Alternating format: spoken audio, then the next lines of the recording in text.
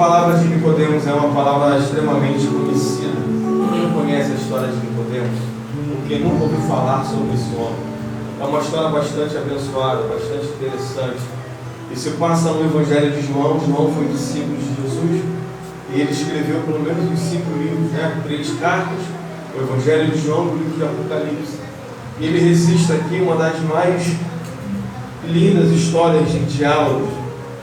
E onde a gente está meditando é o capítulo 3, que tem 36 versículos, mas a gente lê do versículo 1 ao versículo 16, onde a Bíblia vai nos relatar um diálogo, entre duas pessoas, porque nesse texto apresenta 2 personagens muito interessantes. E um deles é Nicodemos. Quem é Nicodemos? Nicodemos é um homem influente, é um homem que tem poder aquisitivo, ele era um homem rico, ele pertencia a algo chamado Sinédrio. O que é o Sinédrio? Era o conselho de 70 anciãos, 70 homens judeus, influentes, inteligentes, boa gente de família, com condições financeiras, e ele pertencente ao Sinédrio. E o Sinédrio, ele servia para julgar as causas de Israel. O Sinédrio, ele não tinha a função de mandar matar, porque caberia apenas a Roma, mas quem pertencia ao Sinédrio tinha esse poder de julgar, tinha o poder de prender, tinha o poder de dizer que estava certo ou que estava errado. Então eles tinham por finalidade também, não apenas essa questão política, mas envolver também questões espirituais. Caberiam a eles naquela época a ensinar a palavra de Deus, a falar sobre o Deus de Israel, o Deus que abriu o mar vermelho, ensinar os princípios de Deus, meditar sobre os 10 mandamentos. Então Nicodemos, ele era um homem inteligentíssimo. Quem sabe ele até se sobressaía um pouco mais, da sua época que os outros. Ele era tipo assim, um pastor Arnaldo, que quando pregava, meu irmão, você ficava de boca aberta. O cara pode falar, ele tinha tanta unção, tanto em pregar quanto em cantar, que se ele cantasse a formiguinha corta a folha e carrega, a glória de Deus descia para o pastor Arnaldo. É o pastor Arnaldo. Um homem super inteligentíssimo. Ele pega textos que a gente não consegue entender, mas ele fala numa simplicidade tão grande, meu irmão, que a gente fala assim: uau, eu queria ter o conhecimento do pastor Arnaldo. Nicodemos, ele era assim. Quem sabe quando ele pregava, as pessoas desejavam ter a sua apostila.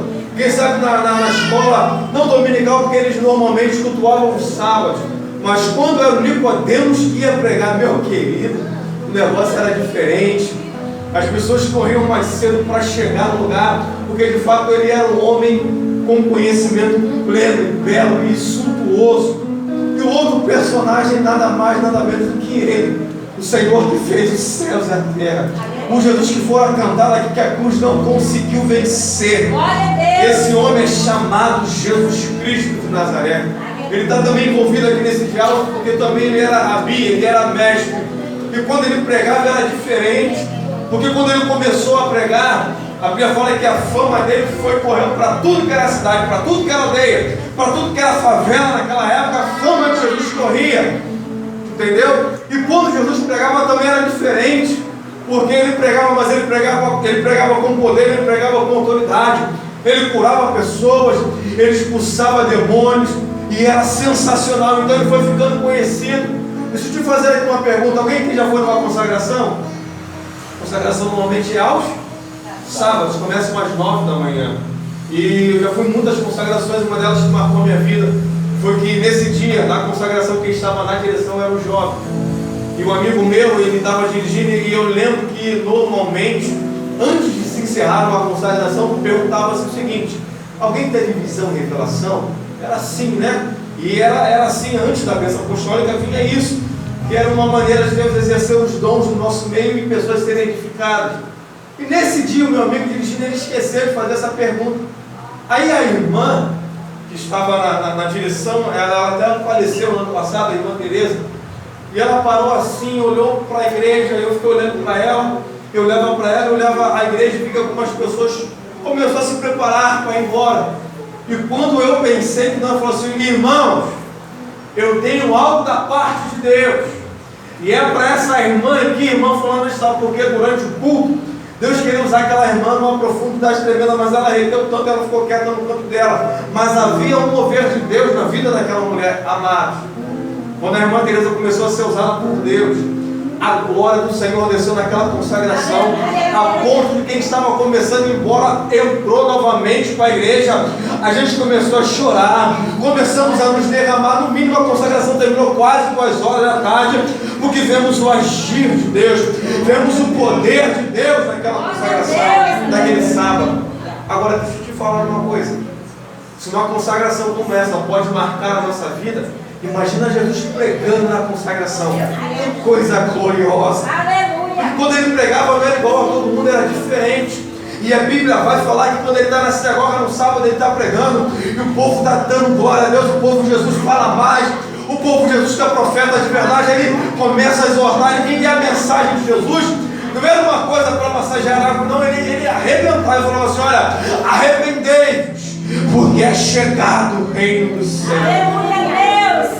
E no meio da mensagem ele para, ele olha a mulher no meio da multidão e fala assim: mulher, eu preciso falar com você agora. Ele tira ela no lugar dela, mas quando ela vem, ela não vem de uma maneira ereta, porque a Bíblia fala que ela andava encurvada. E a Bíblia fala que Jesus já tinha enxergado o espírito maligno ali. E olha que coisa maravilhosa, no meio da mensagem, ele para a mensagem e fala assim: mulher, seja curada desse mal, vai em paz, volta para sua casa reta, porque hoje, por você ser filha de Abraão, tem milagre para você nesse lugar. Meu querido, a congregação foi embaixo, as pessoas começaram a adorar, a lágrima rolou, a mulher foi radiante para casa, porque naquele dia o pregador da manhã, que era Jesus Cristo de Nazaré, liberou uma palavra tão gloriosa que a coluna dela, que tinha problema, começou a ser ereta. Por quê? Porque na presença de Deus ainda há poder de Deus para fazer milagres, ainda há poder de Deus para te mandar apenas uma palavra e aquilo que está torto se consertar, porque isso é a palavra de Deus. Glória a Deus, aleluia. É por coisas como essa, é por situações como essa de Jesus pregar e curar no meio da mensagem, é que Nicodemos anseia falar com Jesus. Nicodemos coloca uma coisa no seu coração: olha, eu conheço muitos mestres que pregam bem, mas esse homem é diferente. Eu quero me encontrar com ele. E a Bíblia fala que de noite, estava lá Jesus e Nicodemos. E a primeira coisa que Nicodemos fala para Jesus, quem sabe, Shalom Adonai, era uma cumprimentação dos judeus. Jesus, Shalom Adonai. E Jesus nem começa a falar, porque Nicodemos interrompe e fala assim: Jesus, sabemos que tu és mestre, tu és cheio de inteligência, tu cresceu na graça e no conhecimento, e tu faz milagre, porque para fazer milagre igual você faz, só Deus sendo com ele. Eu consigo imaginar o brilho nos olhos de Nicodemos, no sorriso de canto a canto, mas eu imagino o olhar de Jesus Cristo como olhos, como chama de fogo. Fala assim: Nicodemos, só vou te dizer uma coisa: o importante é que você precisa nascer de novo. Porque se você não nascer de novo, Nicodemos, você não poderá ver o reino de Deus. Glória a Deus. Ele: calma aí, eu tenho que entrar no ventre da minha mãe. Que negócio é esse, Nicodemos?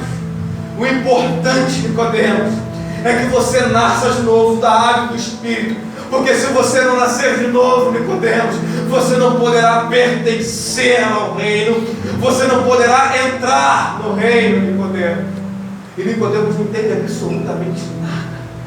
Amados, todos nós aqui conhecemos essa história e sabemos que precisamos nascer de novo, não há dúvida nisso. Mas o interessante é que o reino de Deus tem a ver com o poderio do Senhor, com a maneira da intervenção gloriosa de Deus na ação da história. E o reino de Deus é evidenciado em Jesus Cristo de Nazaré. Quando Cristo chega e cura, aquilo era o reino de Deus. Quando ele expulsa demônio, aquilo era o reino de Deus.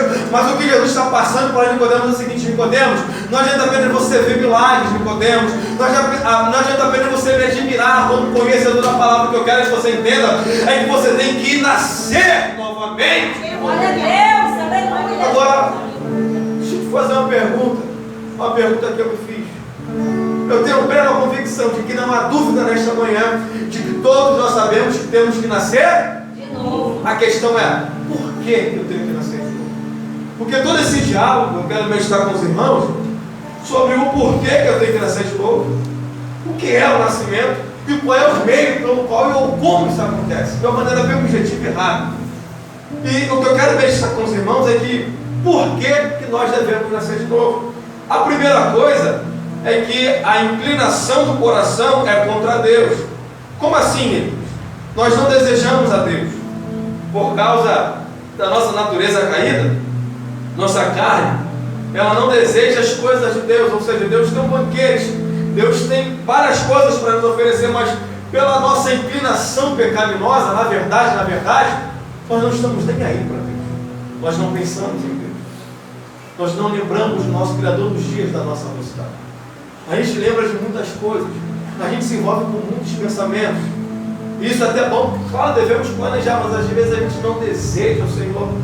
Existe um trecho da Bíblia que vai dizer que estando nós mortos, Deus nos deu vida. Então significa que a minha inclinação pecaminosa não deseja Deus. Então somos mortos para Deus. O que é estar morto para Deus, Elias? É não termos estímulo para as coisas espirituais do Senhor. Então por que nós devemos nascer de novo? Porque infelizmente vivemos na prática do pecado. Nós não desejamos a Deus, nós não amamos a Deus. Nós muitas vezes queremos tudo que Deus pode dar, mas não Ele de verdade. Glória a Deus, aleluia. A segunda coisa que Jesus começa a tratar com Nicodemos é que o porquê que ele tem que nascer de novo é porque a fé de Nicodemos é apenas uma fé emocional ou intelectual. Porque Nicodemos, quando vê Jesus pregando, ele é um simpatizante. Ele se amarra em ver Jesus pregar, ele admira Jesus pregar, mas ele não se apodera da mensagem de Jesus e a pratica, e vivencia, e é liberta pela palavra de Jesus. Ele simpatiza, ele até ia na igreja, ele até dava aula, ele simpatizava. Era uma fé emocional, porque ele vê milagres. Ele via Jesus fazer um monte de coisas na vida dos outros. E os milagres que Jesus fez, se a gente parar para pensar, eram milagres na vida de pessoas que eram conhecidas. Por exemplo, o cego de nascença, todo mundo sabia quem ele era. O paralítico, né? Lá do tanque de Betesda, 38 anos naquele lugar. Então Nicodemos, ao ouvir, ele começa a admirar, ele começa a simpatizar. Mas o que Jesus está falando com Nicodemos é o seguinte: Nicodemos, eu não quero uma fé apenas emocional. O que é uma fé emocional? É muitas vezes fazermos de Jesus, sim, uma ponte de possibilidades. É apenas admirarmos a pessoa dele, ou admirarmos o fato de irmos à igreja. Ou temos uma fé intelectual que era de Nicodemos. Nicodemos abraçou a teologia, mas nunca foi liberto pela mesma. Aleluia. Quantas pessoas nós conhecemos que é assim?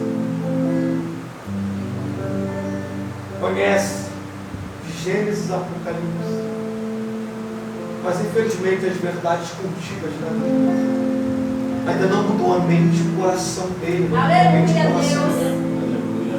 Esse diálogo é um diálogo esclarecedor. É um diálogo onde Jesus Cristo descortina para Nicodemos sobre o que realmente é importante. Porque não basta apenas vermos milagres, não basta apenas admirarmos a Jesus Cristo. É preciso termos um compromisso com Ele. É preciso irmos mais além. Aleluia! Uma outra coisa, porque é importante nascer de novo, primeiro porque é uma ordem de Jesus Cristo. Olha o que Jesus vai falar a Nicodemos: é necessário aquilo que é imprescindível, que não pode faltar. Glória a Deus. Pode faltar qualquer coisa, mas isso é importantíssimo. Tem que ter o necessário. Então a ordem é de quem? É de Jesus.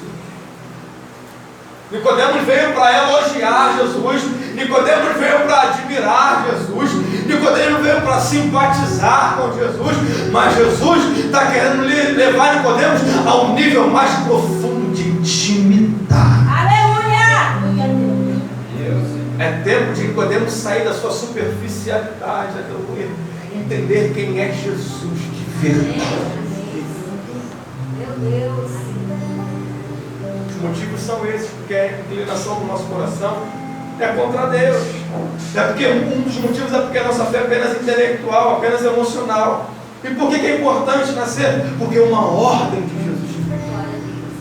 É a ordem dele, a ordem não é do pastor Arnaldo, aleluia. A ordem não é do pastor Eli, aleluia. A ordem não é do irmão que cantou, não é da minha esposa, a ordem não é de você, a ordem não é da instituição religiosa, a ordem é do homem da mão furada, aleluia.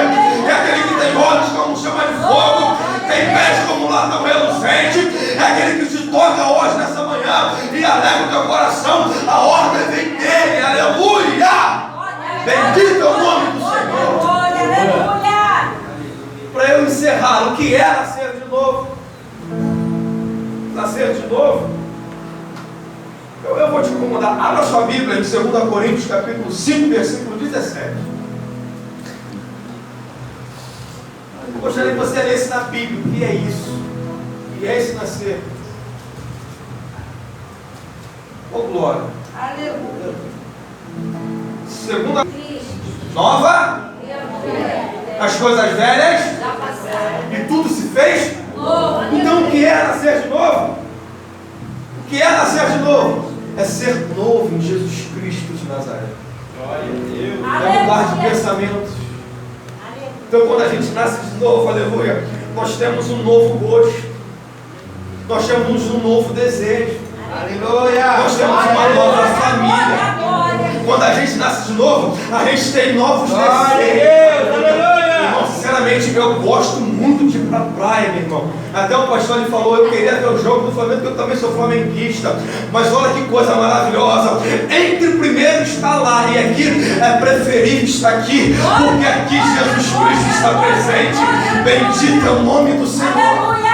O que é nascer de novo? É viver em novidade de vida. Viver em novidade de vida não é dar nas novidades da moda, não!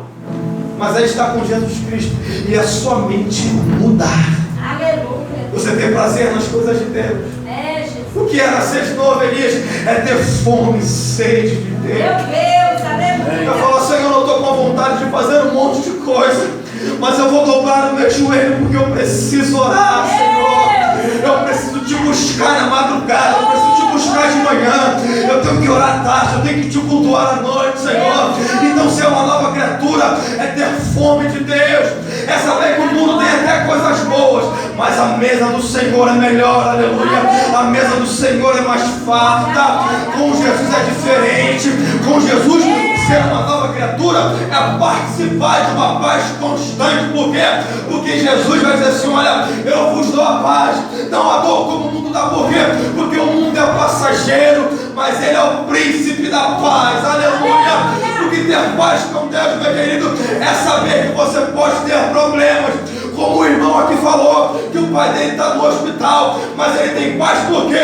Porque se morrer vai estar com Jesus Cristo de Nazaré, aleluia. Jesus pode curar. Ter paz com Deus, sabe o que é isso? É deixar de ser inimigo de Deus para ser amigo de Deus, aleluia. Sendo, pois, justificados em Cristo, temos paz com Deus. Aleluia, Deus. É saber que apesar de passarmos tribulações, glória a Deus, Ele continua sendo o Senhor da nossa vida. Ou tu acha que é fácil estar aqui cheio de problemas, com familiares enfermos? A gente vê o pastor Eli sorrindo, mas ele sabe as provações que ele passa. A gente vê o Arnaldo aqui sorrindo, brincando, mas o Arnaldo sabe a dificuldade dele. Você conhece as suas lutas. Então, nascer de novo é viver um novo de Deus. É saber que Jesus Cristo é a razão da tua existência e que você não vai abrir mão dele de maneira nenhuma. Glória a Deus. Bendito é o nome do Senhor.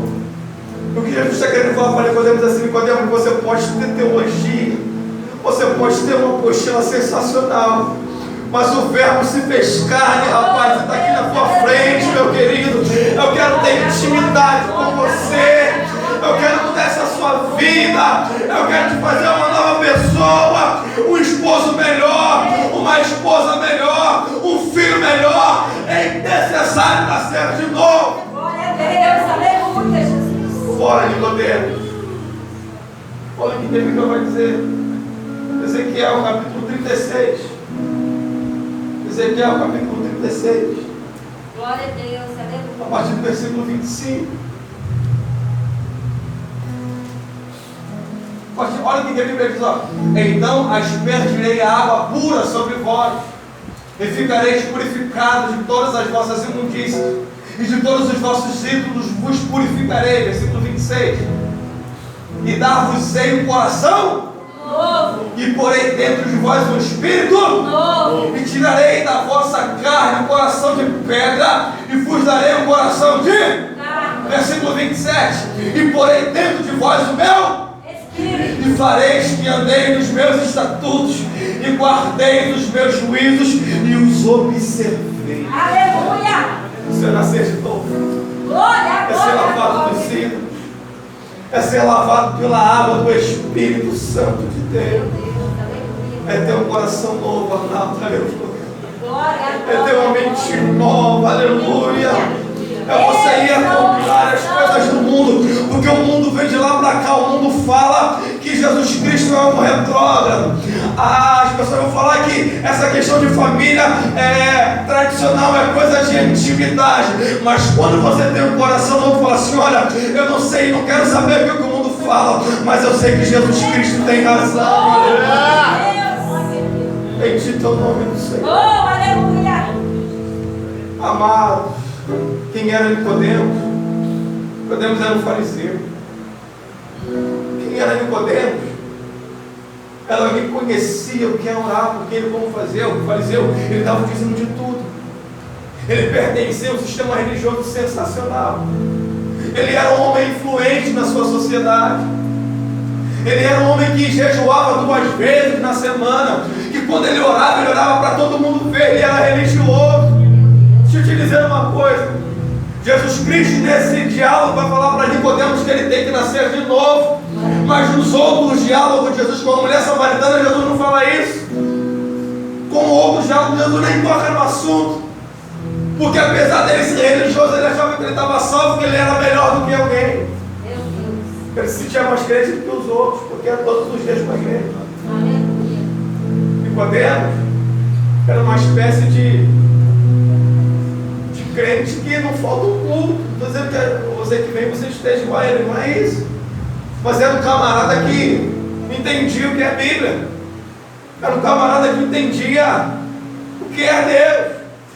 Era um homem institucionalizado pela religiosidade. Jesus olha para ele e fala assim: ah, Nicodemos, pode ser quem for, Nicodemos, mas na verdade eu te digo que tu tem que nascer de novo. Aleluia, Jesus. Instituição religiosa não salva ninguém. Oh, amados, eu nasci no Evangelho. Se tem um povo difícil de se converter, a gente que nasce aqui dentro. Porque estamos sendo gerados aqui dentro. A gente sabe o que é culto, a gente sabe o que é questões religiosas. Mas às vezes tem um encontro com o dono da igreja, porque Jesus Cristo é diferente. Aleluia, Deus. Isso é diferente. Oh, quantas e quantas vezes eu achava que era mais crente do que os outros, que cantava corinho de fogo. Quantas e quantas vezes eu olhava para as pessoas que adoravam e falavam assim: ih, aquele povo ali é meio frio, é sorveteriano. Aleluia. Oh, amado, tempo de igreja não salva ninguém. Aleluia, verdade. O conhecimento que eu não tenho nenhum, mas o pouco que eu leio, o pouco que eu entender, pode me salvar. Eu posso entender de instituição religiosa, não significa que eu entendo o que é Jesus de verdade. Glória a Deus, aleluia. Nicodemos era um camarada religioso, e Jesus fala isso para alguém que é religioso. Jesus não fala para alguém que não conhece, Jesus está falando para alguém, Jesus está confrontando alguém que sabe o que é isso. Meu Deus. E ele não entende essa questão da água, do negócio. Jesus tem que mudar de assunto com ele. Porque ele na terceira parte da mensagem para encerrar. Como é que acontece? Qual é a condição para o novo nascimento? Jesus muda o exemplo que ele dá. Sendo que antes disso, Jesus começa a falar assim: Nicodemos, o vento assopra aonde quer, e ouves a sua voz, o seu barulho, mas não sabe de onde vem e para onde. Jesus começa a mudar de assunto, porque esse versículo vai dizer o seguinte: que o Espírito Santo, quando vai converter alguém, é de uma maneira que nós não imaginamos. Porque fala da liberdade de Deus, do Espírito Santo se tocar em quem Ele quer, ou da maneira que Ele quer. Glória a Deus. Fora cantar, não é nessa manhã, quando o vento é o Espírito Santo. Meu Deus, aleluia, Jesus. Ele assopra onde a instituição religiosa não assopra. O Espírito Santo assopra onde o crente muitas vezes não vai, mas ele vai, aleluia. Então, Jesus Cristo está fazendo aqui um comparativo do vento para dizer que o Espírito Santo trabalha do jeito e da maneira que ele quer. Glória a Deus, aleluia. Só para os irmãos terem uma ideia. A gente sabe que nós somos instrumentos de Deus, amém? Amém. Então, quando Deus ele tem que salvar alguém, ele vai usar a igreja, vai nos usar, sim ou não? Amém. Mas quando não há nenhuma igreja, há algum impedimento para Jesus converter alguém? Não. Deixa eu te contar duas historinhas aqui para eu encerrar a mensagem. Eu servi a Marinha há alguns anos. Eu até contei para a Camila essa história. E meu amigo chamado Napoleão contou para mim como é que ele se converteu, pastor. Ele disse que ele pagou ele foi no prostíbulo, pagou a prostituta para se deitar com ela. Quando ele coloca o pé no quarto para os dois se deitarem, a prostituta lascou-lhe uma profecia da vida dele toda. Ele disse assim: homem, se converte. Glória a Deus. A mulher revelou a vida dele toda. Ele tomou um susto, porque o objetivo dele é um. Mas quando o vento sopra, o objetivo é diferente. Aleluia. Bendito é o nome do Senhor. Ele falou assim: Elias, naquele dia Jesus tomei um rumo na minha vida. Eu não sei o que aconteceu com ela, eu não posso dizer, mas ele, a partir daquele dia, ele fez uma aliança com Jesus Cristo de Nazaré. Só Deus pode fazer isso. Há uns tempos atrás eu ouvi um testemunho do Lilico. Você já ouviu falar no Lilico? Lilico era um mestre sala, um sambista da Mangueira, um dos melhores no Rio de Janeiro. E a história dele é a seguinte: ele precisava ter o último carnaval, que ele iria morar na Itália, se envolveu com questões de tráfico, não estava dando certo, ele ia meter o pé para a Europa. Aí a repórter faz a seguinte pergunta: Lilico, soube que esse é seu último carnaval? Ele é. Por que você vai sair, Lilico? Ele queria falar que ele ia morar na Itália, mas a língua falou o que Deus queria. Lilico falou assim: olha, eu vou sair porque eu vou cuidar da minha vida espiritual. Meu Deus, aleluia. A repórter: ele é.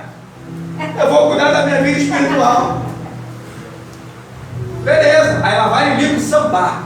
A bateria tum. Lilico disse que quando a bateria da Mangueira deu um som para ele sambar, que ele estava com a moça que segurou a bandeira, que eu não sei o nome, porta-bandeira, né? Quando ele fez o movimento, estendeu a mão para dançar junto com ela, ele não conseguiu ouvir mais o som da mangueira ou da bateria da mangueira. Ele disse que ele viu um clarão na frente dele. Ele viu um coral de anjos. E os anjos começavam a cantar. Aí lá vai o Lilico, lá vai o mestre Sala sambando ao som do louvor dos anjos, aleluia. E quando o Lilico acaba de sambar, o Lilico aceita Jesus como Salvador. Deixa eu te falar uma coisa: quando o vento sopra onde quer isso, é que aonde a gente não vai, o Espírito Santo vai. Levanta a mão para adorar. Bendito é o nome do Senhor. Hoje em dia o camarada pastor me explica isso. Bendito é o nome do Senhor.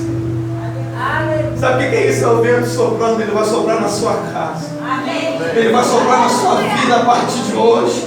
Ele vai soprar no teu ministério, aleluia. Ele vai soprar no teu pai, na tua mãe.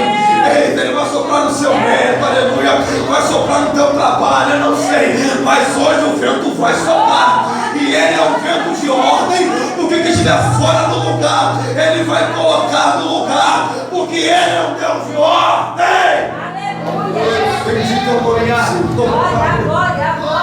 Deixa o vento soprar esta manhã. Bendito é o nome do Senhor. E aí, vamos encerrar a mensagem. Qual é a condição, irmãos? Eu escrevi assim: olha, Nicodemos não duvida da necessidade do novo nascimento, mas questiona a possibilidade.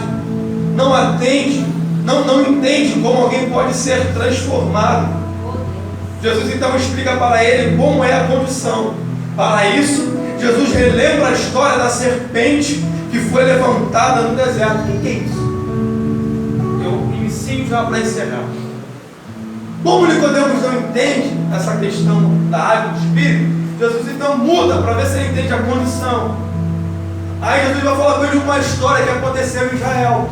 A Bíblia fala em Números, no capítulo 21, a partir do versículo 4, que o povo de Israel estava murmurando contra Deus. Poxa, Moisés, saímos do Egito para vir para cá, para comer esse pãozinho, não temos comida direita. Eles começaram a murmurar, e murmurar nada mais, nada menos é do que você dizer para Deus que se você estivesse no lugar dele, você faria uma coisa melhor. Ah, irmãos, a Bíblia fala que a ira de Deus se acendeu. E Deus viu a pecaminosidade, a dureza do coração do povo de Deus, tá bom? A Bíblia fala que Deus permitiu que serpentes mordessem, picassem no povo de Deus. A Bíblia fala que morreu muito israelita. Aí, quando veio a consequência do pecado, do erro, a Bíblia fala que o povo veio se arrepender. Moisés, pelo amor de Deus, Moisés, ora por nós, Moisés, intercede por nós, que a serpente para tudo que é lado. Acordei de manhã, fui tomar café, estava a serpente lá comendo pão, Moisés, pelo amor de Deus, Moisés, ora aí que o negócio está feio, Moisés. A Bíblia fala que Deus não tira a serpente, mas Deus permite que Moisés possa fazer uma serpente de metal, colocar em uma espécie de vara, de poste, e colocá-la no alto. Para quê? Para quando alguém visse aquela serpente que foi mordido, olhasse para a serpente e fosse. Suponhamos que eu fui mordido pela serpente. A serpente estava ali. Eu tinha que olhar para a serpente, porque só de olhar eu seria curado. E é isso que Jesus vai falar com Nicodemos.